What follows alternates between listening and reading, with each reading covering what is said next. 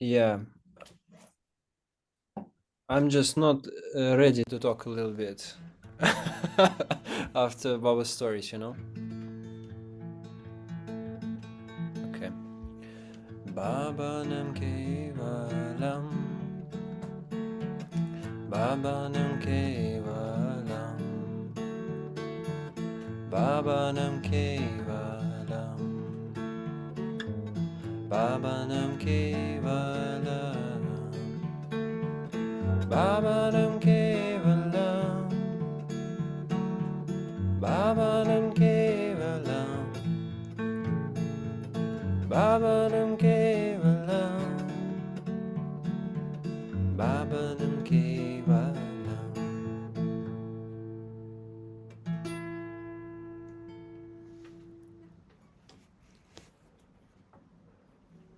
Okay, Namaskar. We have a concluding session today for discussion on love, compassion in education by Dr. Miller. So today we have two presenters. One will be Vidyadevi and the other one was supposed to be Tejashri, but Tejashri is having good time on Bali. We wish her all the best. She is doing lots of great work anyways. So I will take care and I will talk on love of learning. And Vidyadevi, what is the name of your topic? You can go ahead. I invite you to take the mic. You are on mute. How much time do I have? As much as 5. we have 40 minutes left, so let's budget it. So I will talk for 10 minutes. You can take 10, 15. Okay, my topic is Eros or love, and I would like to start because this is in my head whole day today with this.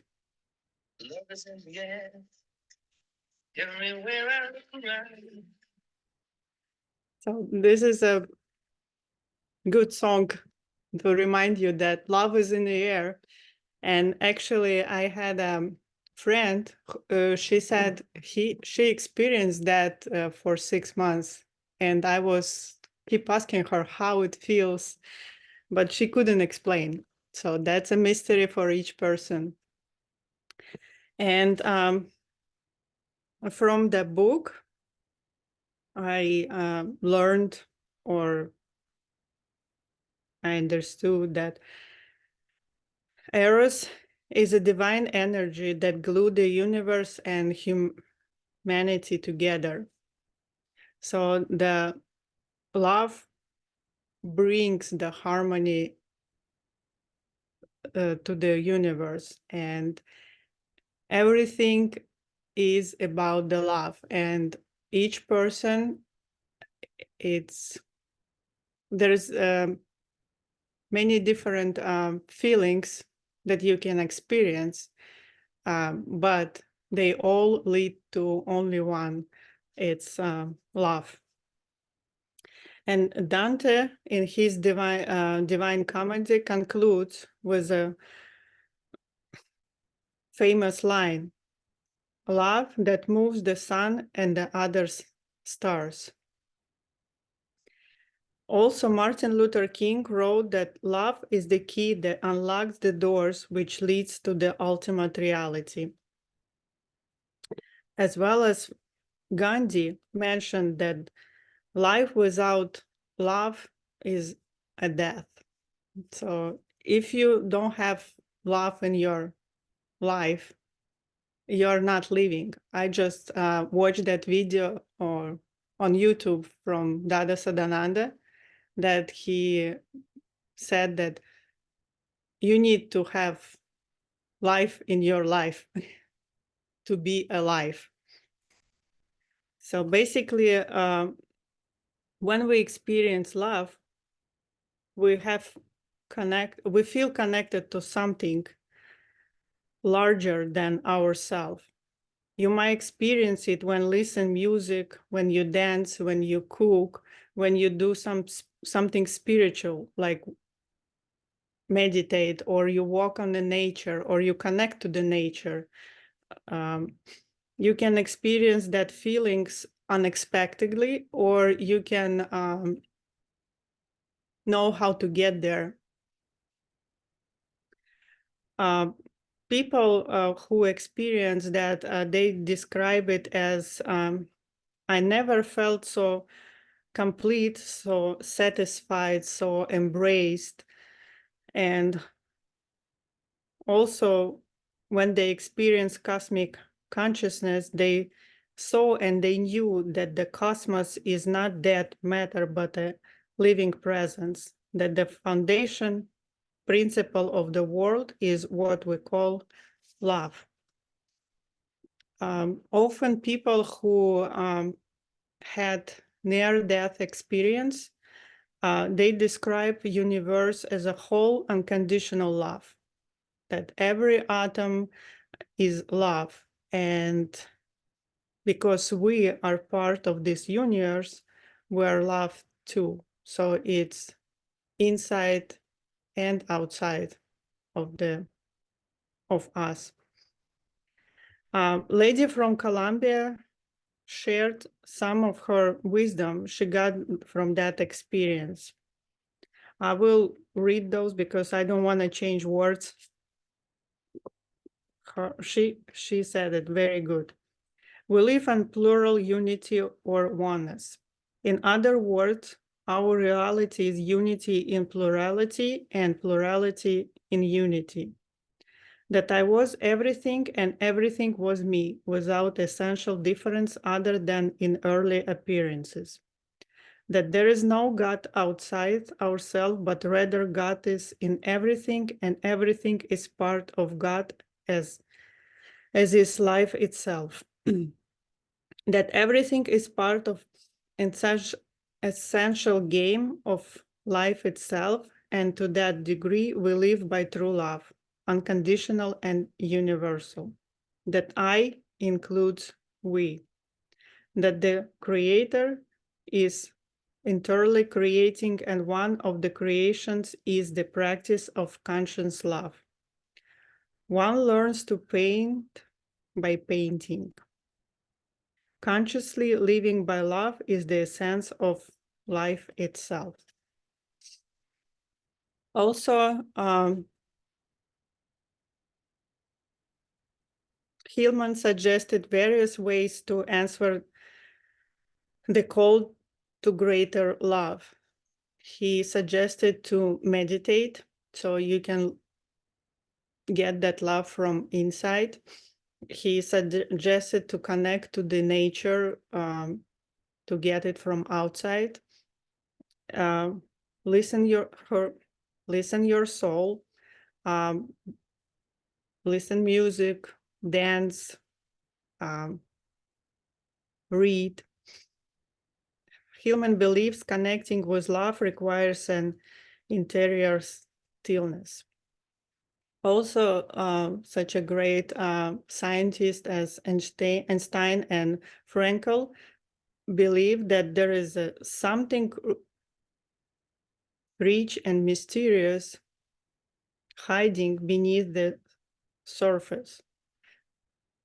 So even they live by theory that something you can prove, touch, or see. Even they believe there is something behind seeing in this universe that exists, and something bigger. So in my understanding, we should look for love everywhere, inside, outside, in every moment of our lives. And even if universe sends you some challenges, or you experience hard time, and you think, why me, why it happened? It's still because it loves you. And in the future, maybe in a couple years, in 5 and 10 years, you will realize that it all was for the best. That's it.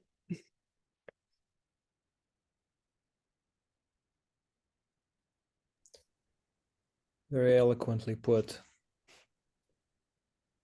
Does No anyone? question. It seems so. It seems that there are no questions. Are there any questions though, guys? Akamati, India, Japesh, Marina, Aditya. You guys must know everything. You guys are hard to impress. Anirvan, maybe you have any, maybe not necessarily questions, your reflections. And if not, it's okay, you know, maybe because it was a thorough presentation.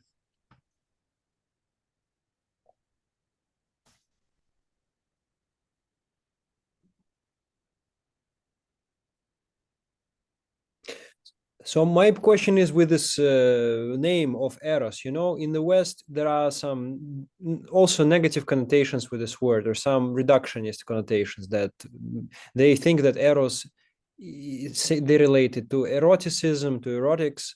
But I think here Eros, it's meant, Miller uses it in a different word. Eros is the name for love from Greek, right? Like in general, cosmic sense. Just like yogis use the word Parama Purusha or Supreme Soul.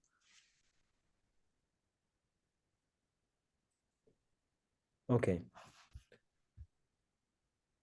Yeah, you really did a good job, Akama. Vidyadevi, they are stunned. Everybody's stunned by your performance. All right. Okay, let me do not such a stunning, but I will aspire with this one. A presentation on, say, love of learning. This is a concluding chapter. And Dr. Miller actually in this chapter, it outlines it as if he's talking about, he summarizes the main aspects of holistic education. And just to give you more context, we started it, he's the holistic educator, and holism refers to this. I shared on the chat. So in 1926, this philosopher, John Smuts, in his book, Holism and Evolution, he proposed an interesting idea that actually nothing can be understood if we analyze it, if we take it as a reductionist approach, if we compartmentalize or break it down, but if we understand things holistically, systematically, by putting them together. So this is not the absolute way to look at things, or for instance, to look at education, but it's a similar approach to what we see in yoga, in Tantra. We kind of try to we try to know one. Even Sri Srinandamurti said, if you want to know many, you have to know one. But if you try to know many things, you will miss the one. I think it can be interpreted, I personally tend to interpret it as basically, if we know the Supreme, we will start to see the interconnectedness of everything.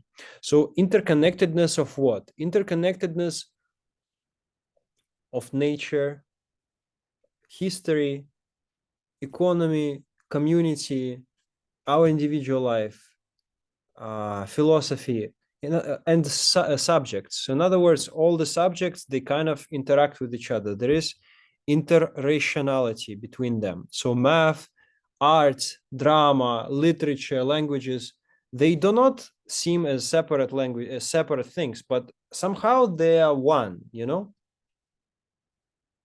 Somehow they're one. So, and in this last chapter, he proposes different things, which I want to point our attention towards. So the first one is thinking connections. So thinking connections, he's proposing that left and right hemisphere, in other words, logical and so-called irrational thinking, they can be taken together. And he quotes Mark Gilchrist. It's a research basically examining the brain, and he summarizes it like this: the left hemisphere, dependent on denotative language and abstraction, in other words, irrationality, yields clarity and power to manipulate things that are known, fixed, static, isolated, decontextualized, explicit, disembodied, general in nature, but ultimately lifeless.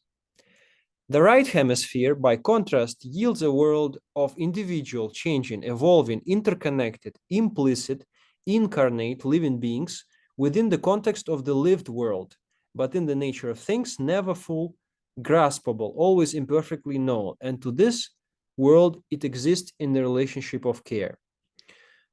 So I think the idea here is that even in the physiology and in nature, we see interconnectedness of the so-called compartmentalized separate things. So in other words, everything is interconnected.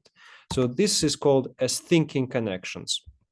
So trying to see the interconnectedness of things that on the external level may seem different.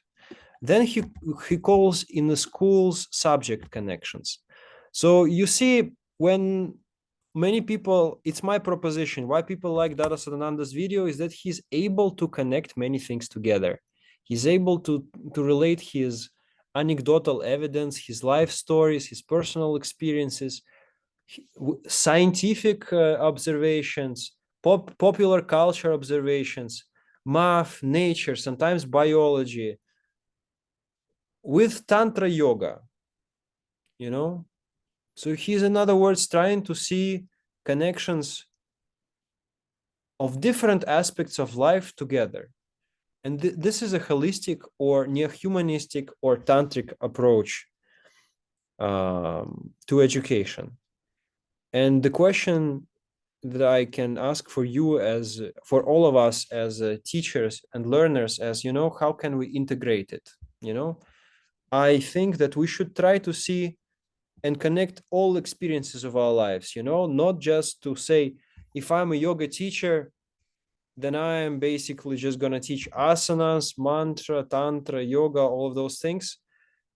I think it should not be the case. I think we should try to integrate all of our life's experiences here. For example, Anirvan, you're a you have math or like physics background, I'm not sure exactly, or engineering background. And two of them, right? Or math, oh, okay. Oh, good. Both. Good. So you're taking holistic approach. I don't know why you see those in my screen. There are like some balloons flying. I don't know. Japesh, you have background in economy. So all of those things are super relevant to yoga. And I think we should connect our personal experiences with this and to see it there.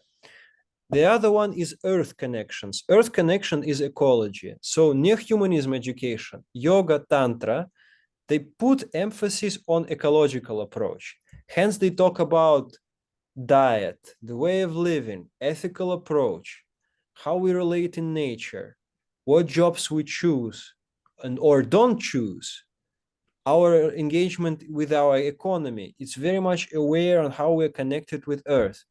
You know, I'm reading this book right now by Dr. Kesson, and she's a professor at the Neo-Humanist College of Education, and she's a retired professor. She worked in some colleges and university in the United States. So she's describing what neo-humanism philosophy of education is, and she compares it. The predecessor of the neo-humanist education is humanist education, and humanism is largely a secular worldview. It means it's humanism. It's like seeing human is in the center of the world. You know, it controls everything. He controls or she controls everything, and it's all about their individualism, radical capitalism, and even some instances of socialism. They're based on this idea of humanism, and this idea is quite detrimental with our relationships with society. You know, right now we're talking about a lot about ecology, global warming, pollutions, shortages of water, many things, overproduction.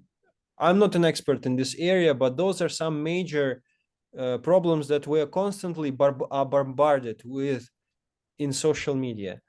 And this is not an ecological way to live. And this is not a neo-humanist way to live. And what we're learning here is the more of a neo-humanist or holistic approach to education. This is what yoga and tantra is also aligned with. And Dr. Kesson writes about Anthropocene. Have you heard about this term Anthropocene? Anybody?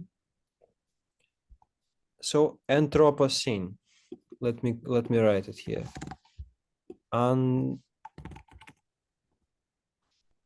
Maybe I mispronounce it. So Anthropocene, some scientists, they came up with this term. It's a certain age that we live in, and it refers to, anthropo means human from Latin, anthropology, the study of humans. So this is the age where humans have substantial impact on planet. We fly to space, we cultivate land, we have great command over the planet Earth, and therefore we have greater responsibility. And unfortunately, the impact that we've made to this Earth has been very negative also as well. And we have to acknowledge that. Why? And that is what, that is the case because of our education, because of what we think is valuable in the society, what we think is valuable.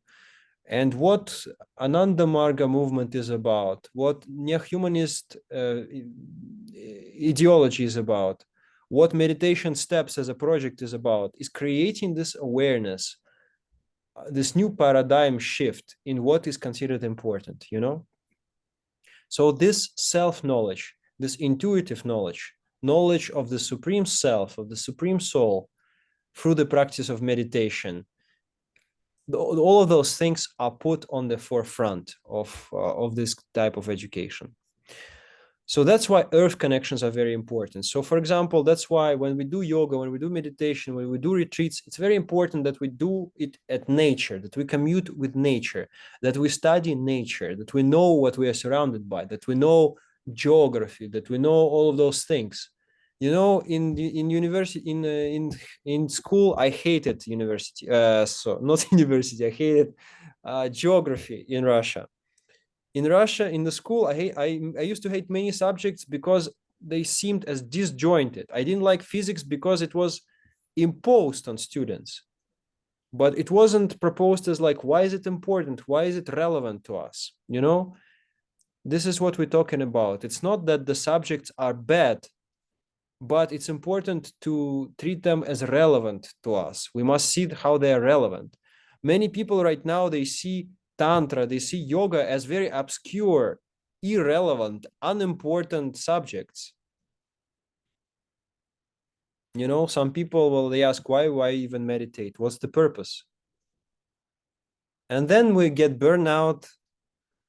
Then we start asking ourselves the big questions of who am I, where am I going, how do I want to live, what impact do I want to make, why do I want to have a family, what kind of family do I want, what kind of society do I want to live in?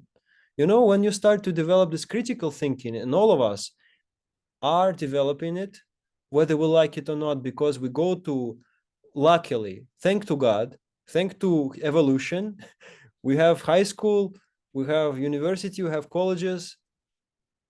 Anirvan, you say you have two higher postgraduate degrees or something, right? So all of those things, they start to put questions in our mind. We have to find questions to the answers to the big questions. So anyways, I am rambling on, but I think it's important. Another one, Miller mentions community connections. So community connections, community to our local community, our family, our greater community, school community, our society, and then global community, because neo-humanism is about universal community. And it's easier to envision it and see it in Canada because everybody is so different, coming from different backgrounds, ethnical, cultural, religious, worldview. It's just a melting pot of the entire planet Earth.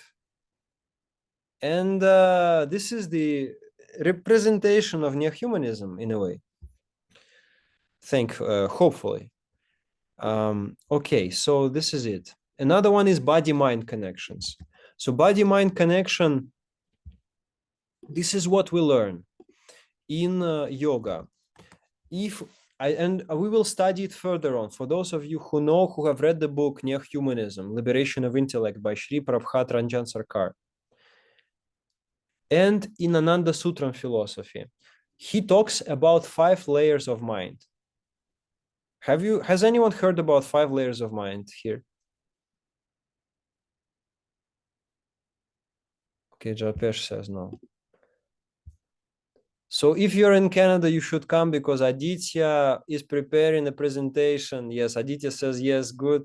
He's preparing a presentation on the 5 layers of mind. He's going to be an expert on this topic. On Saturday, we will do this. But 5 layers of mind. Yoga in neo-humanist education.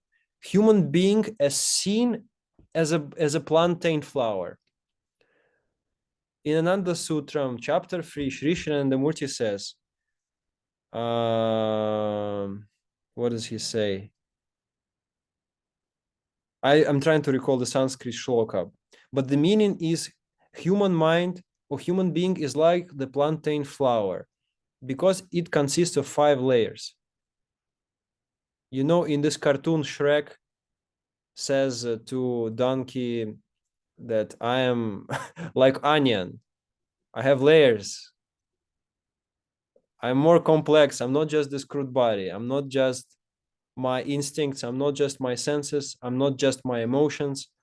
I am also my intuition, my artistic capabilities, my higher aspirations, discernment, detachment,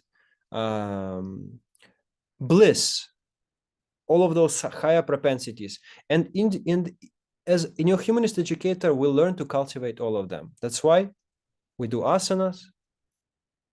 Does everyone here do asanas once per day at least? Let's do a survey, quick survey. Who does asanas here? Окей, Жапеш, Марина. Нирмал, асанас. Вы делаете асаны каждый день? Not every day. Well, some days you do, so you do. Okay, so vegetarian, hopefully vegetarian sentient diet. Aditya does them. Good. So the body. Then we take care of our instincts, of our senses, of our, what else? Subtler body. If we study languages, we cultivate our unconscious mind. If we write poetry, if we read poetry, if we watch movies, if we go to theater, if we do theater, if we play games, even computer games, we develop our unconscious minds. And it's very important. We develop our intuition through meditation. We develop through meditation 2 very important capacities. First one is detachment. And the second one, detachment. And what's the second one? Discernment. Discernment means what is good, what is bad, what is eternal, what is temporary, what is good for my progress, what is bad for my progress. What is a good company? What is a bad company? Is it dual or is it wholesome, holistic? So those things are we developing. So these are all that. And finally, Dr. Miller talks about soul connection. And soul connection is what we can do through yoga, but not only through yoga, believe it or not, guys. There are other modalities. What other spiritual traditions do you know? Can you just briefly, share? Tantra, yoga, what else? How do we connect with the soul?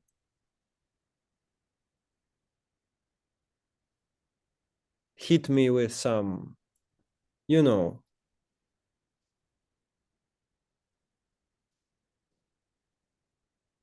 Any kind of prayers. basically. prayers. Very good. Qigong, Aditya says.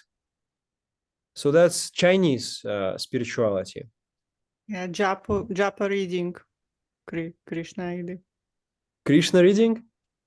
Japa reading. Sounds like nectar to my ear. Japa means repetition of mantra. Yeah, very good.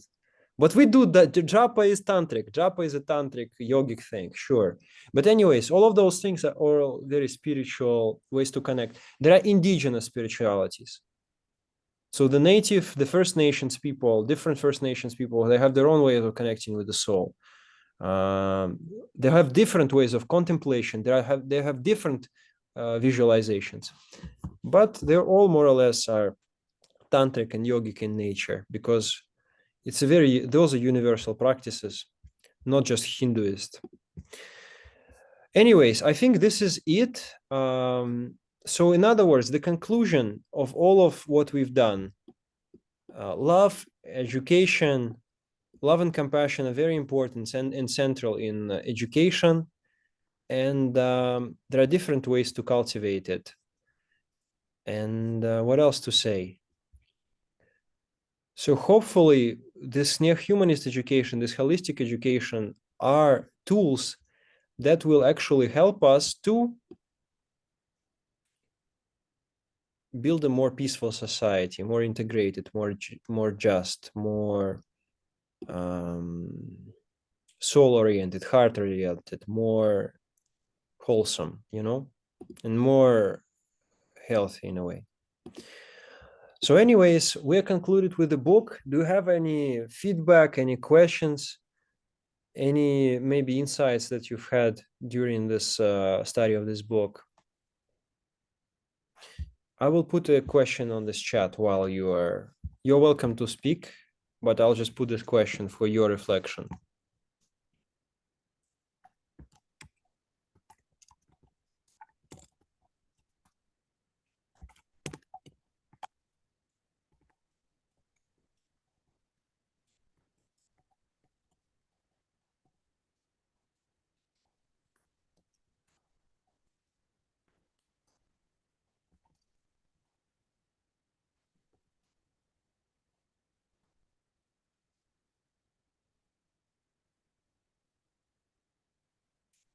So I put one question: how do love and compassion will be useful for you as pedagogy, as a teacher or parent?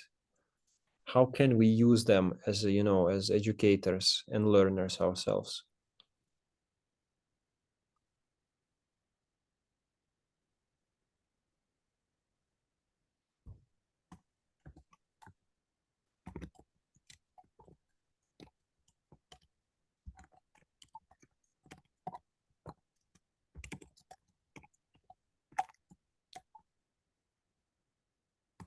Anybody wants to give it a shot?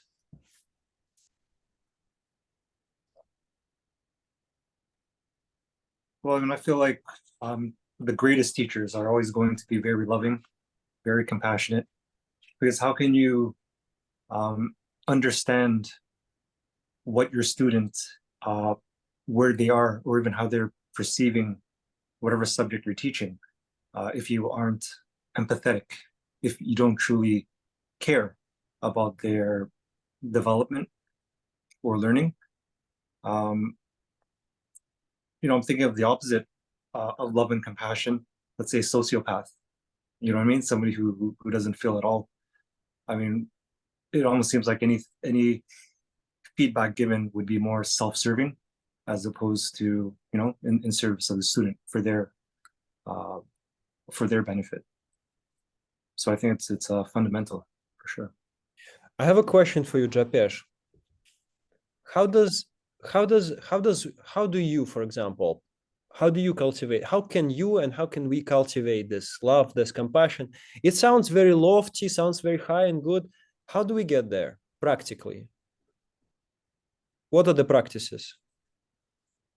Well, I mean, the meditative practice, I feel like love will come naturally.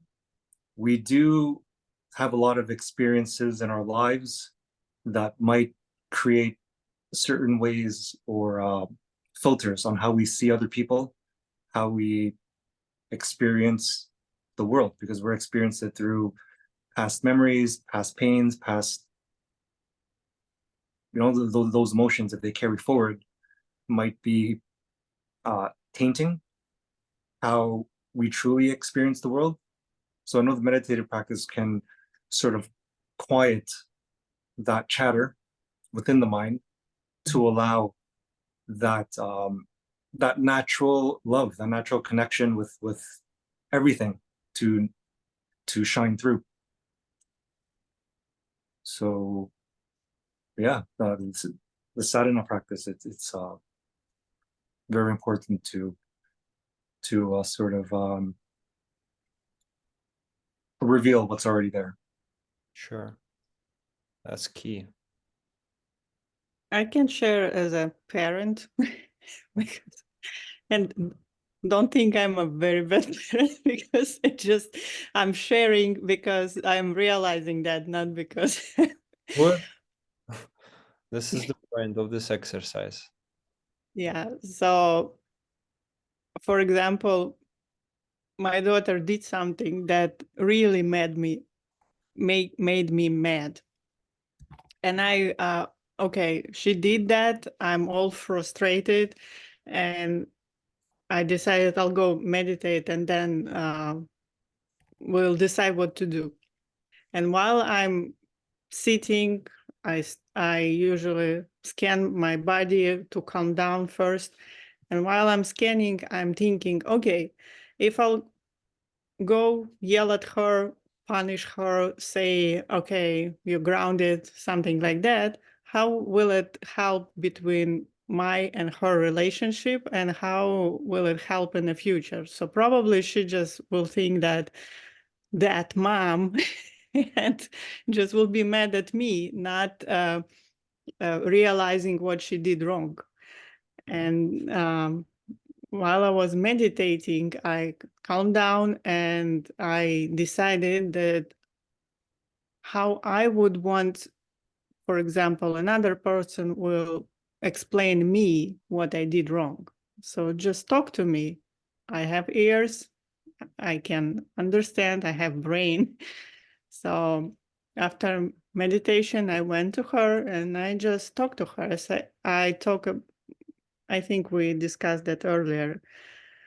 On one of the lessons, I just told her how I feel when she does that. So I said, that upsets me. I feel like I'm very angry and this, that, and please don't do this again. And so then I confirm if she understood what I said. So it's kind of was different approach. And so far she didn't do that anymore. But we will see. My question to you, I always ask question in more practical way. Great. How is it possible? How is it possible when you get angry to go meditate in the first place? Beautiful. Well, Beautiful. What you need to have inside? What kind of strengths you need to have inside when you get angry to go to meditate? well, everybody says when you mad, just don't spit everything out. Go to the another room and count to 10. So that basically was pretty much the same. I went to another room. I wanted to calm myself, and then I just decided, okay, not to get involved in a fight or something. I'm just gonna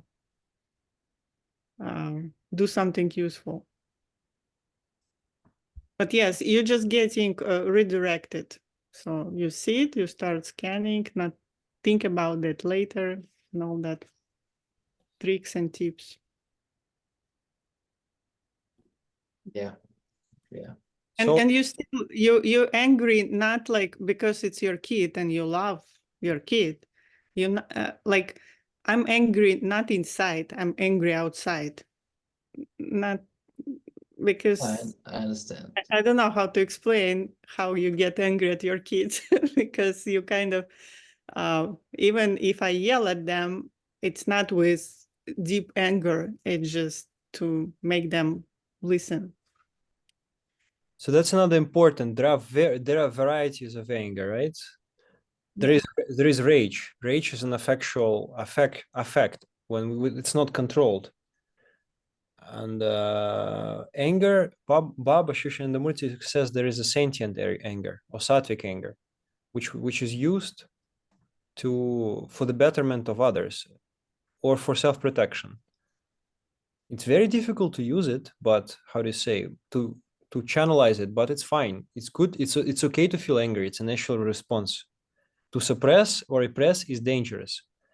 But of course, in society and in family, we have to be able to reprogram ourselves to deal with it. Like you say, Vidyadevi, go to another room, count to 10. Yeah, or go do kirtan, or go do yoga, or go do for a running, or go to the gym, or play computer games. I don't know. It's not something that I've done, but probably like some tool to do it, some running, swimming, all of those things, or yoga, something more accessible, or gym, or kind of go away from a person and then do it. And actually, it's perfect. It's a perfect segue to the next module that we will start next week. It's called nonviolent communication, and it's the practical application of ahimsa, nonviolent, the first yama, the first principle. And first, before we go, I want to congratulate you on completing this module right now. It's really good. Love and compassion is the basis, and care. Before we finish it, I want to ask you, nobody has sent me, not a single person can send me your diary for meditation for the first module. After this session, please go ahead and do it, whatever you have written. Whoever wants to pass, take the test, the exam to become a meditation steps instructor, please do that. And if you have done your care diary journal, please send it to me, to my individual Telegram. Has anyone done it? Any of those? I'm not gonna punish you. Punish is not the part of this curriculum, of this pedagogy. Let's say that it's between you and yourself, okay? Because you come, you spend your time, you invest. So the more you give, the more you learn, you know. So this is a learning for you. Well, not just for you. This is for your students, for the world. But you know what I mean. It's the accountability and responsibility.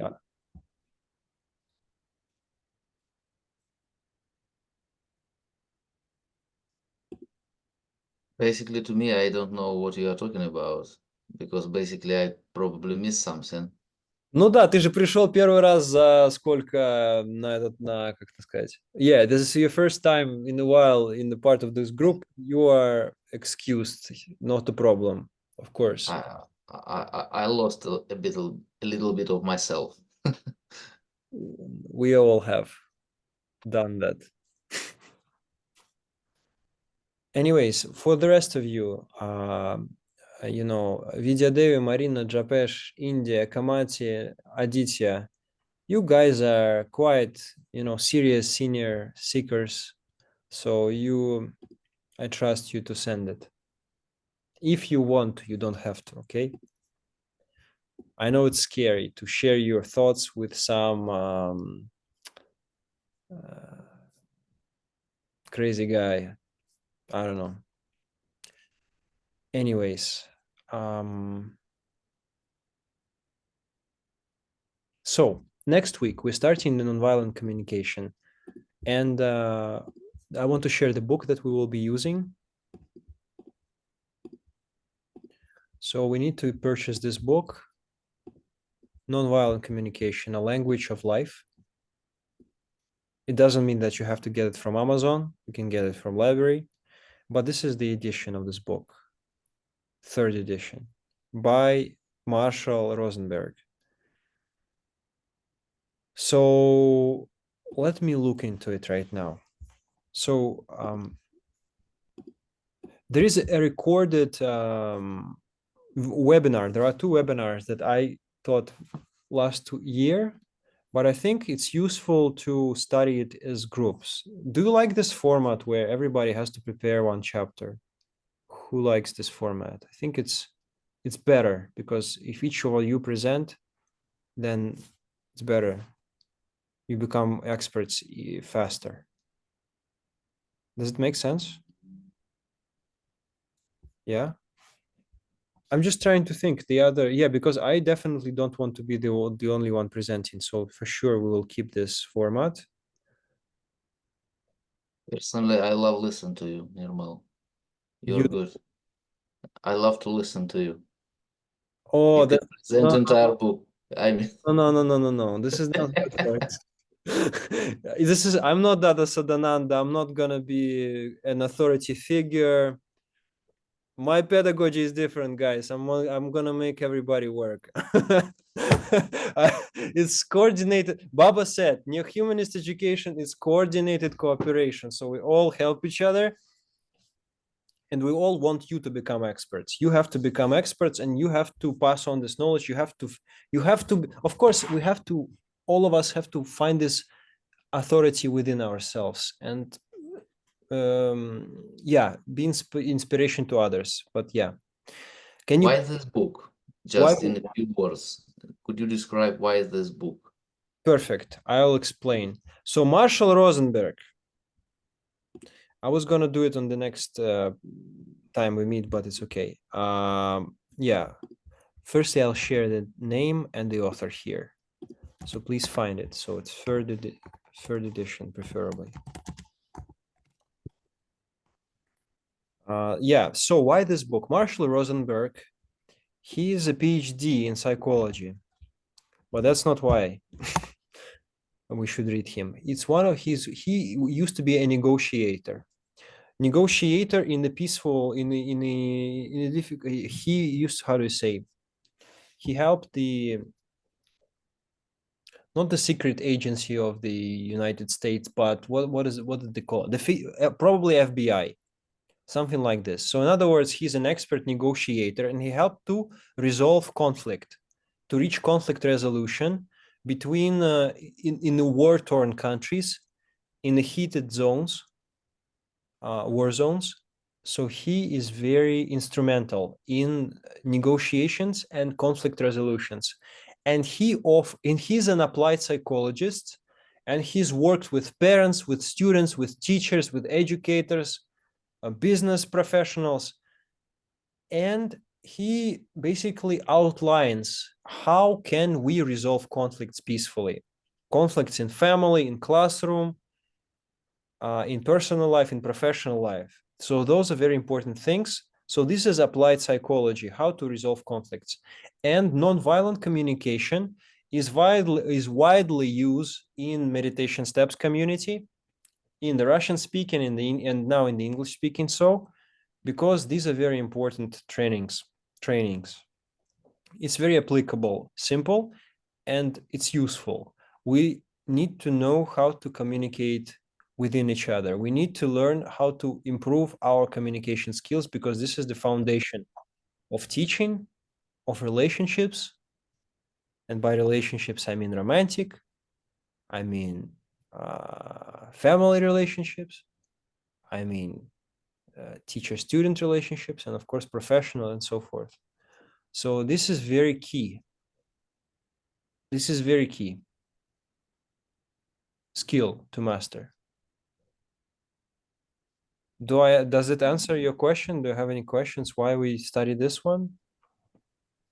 It's Yeah, proposed. I would say yes, but the reason I ask the question is because usually in the past we studied some kind of books written by Sri Sri Anandamurti only. Oh yeah, that's a brilliant question. It's a brilliant question. India, yeah, you unmuted yourself. Please go ahead. Oh yeah, I saw I you. wanted to say that the book is really good. So like nonviolent communication, I read it last year and it's very helpful because it kind of shows you like the dynamics of your speech when you're talking to somebody else and like how to make a request and actually be clear and communicate what you're feeling in a way that the other person can understand. So it's actually a really good book. I recommend it. That's all. I'm really glad that you know it, India, that you've read it.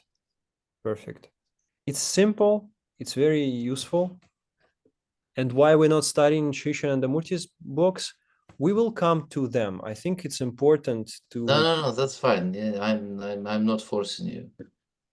No, you can I force. just asked. So I was surprised basically Yeah. that like once in a while we stepped out of the Sri Sri Anandamurti libraries to something else. That's why basically.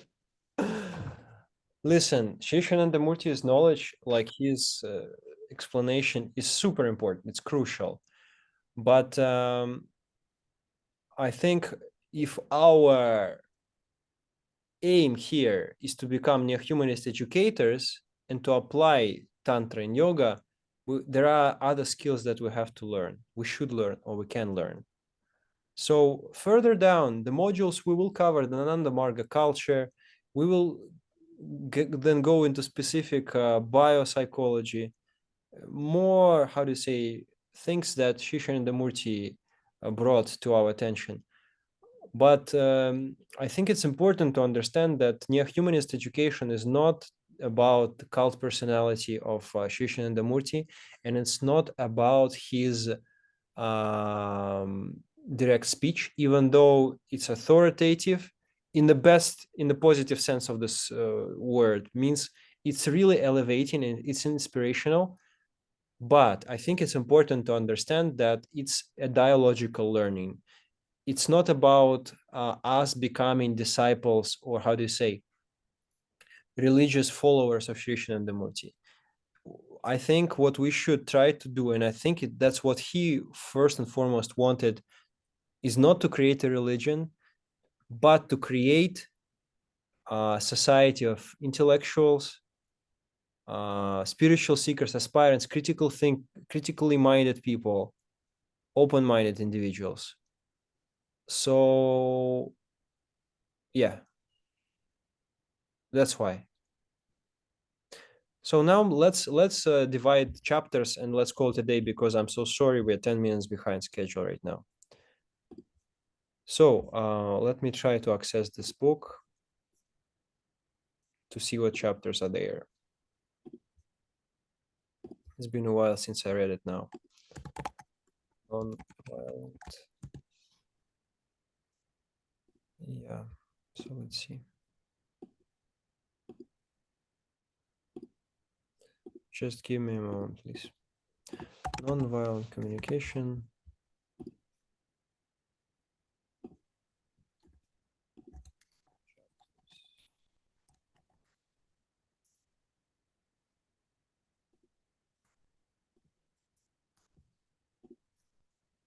Okay, just one moment.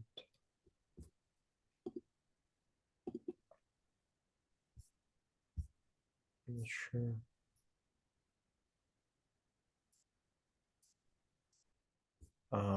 Just one moment. I have some difficulties accessing. Does anyone have this book on them?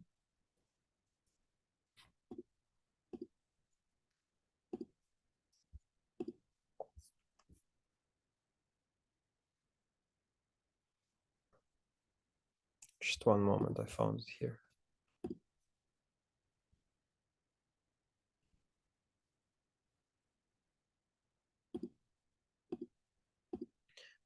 Anyway, so for the next class, I think I will share with you one webinar that I created.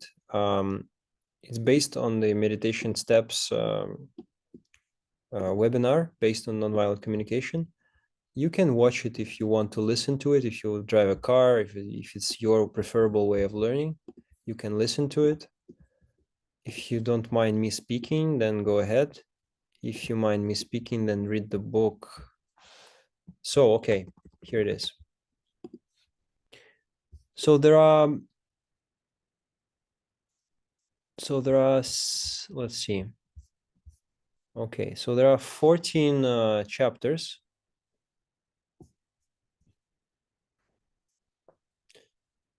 But I think it's okay to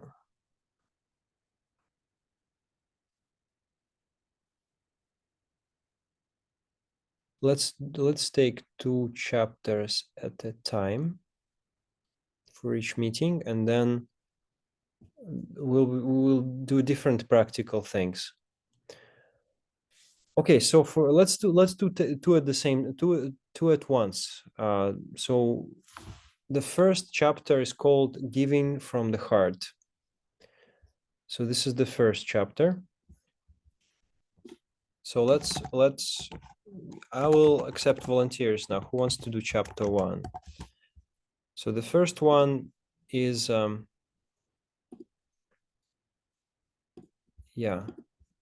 is Giving from the Heart.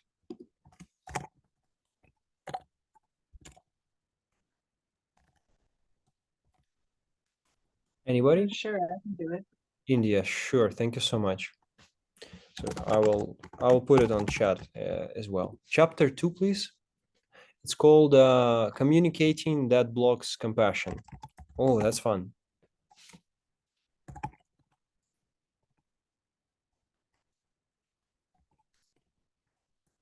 It's a short one. It's a very short one. So just 6 pages, guys.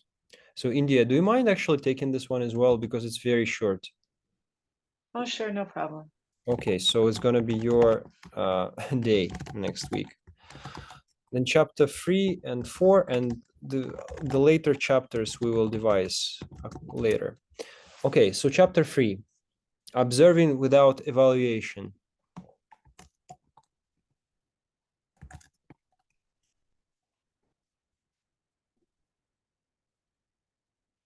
Okay, anybody? Okay, guys, we are 13 minutes behind schedule, so let's I don't see your eagerness to go to sleep. I'll take it. Okay, Japer. Okay, the fourth one, the last one is identifying and expressing feelings. Who has the most problems with identifying and expressing feelings? Oh, sorry, no, that's a very unethical question. Identifying and expressing feelings. In other words, who would like to get better in this? In identifying and expressing feelings. I think that's the key one in this one. Let me say like this. Aditya or Anirvan, do you want to take this one? I think that you would like to prepare for this one. No, thank you. No, thank you. Okay. Said anyone.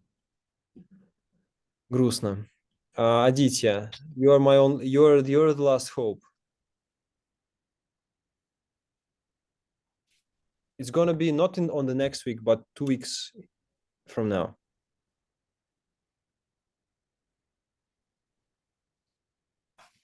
Aditya, are you here?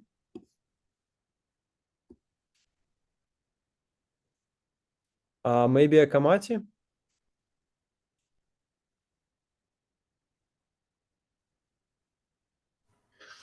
Sorry, Nirmal, what's the name of the chapter again?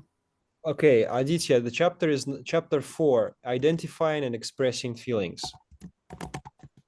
Identifying and expressing feelings. I'll write it, don't worry. Let me go through the table of contents. I was actually looking at the book itself and see what what resonates with me. Just give me a few minutes, okay? I'll get back to you regarding my choice. Don't Is worry. that okay? Don't worry. We just want to wrap up right now. Don't worry. Just yes or no. It's not. You're not. It's not. How do you say? We all have to master those skills, all of them, guys. It doesn't matter whether you present or not. Don't choose a favorite one. Okay. Anyways, Akamati, if you want to take it, then you can take it. Do you? Yeah, I can take it. Yeah, Okay. I don't mind. Okay, you don't mind. Okay, thank you guys very much. I will stop recording right now. Sorry that we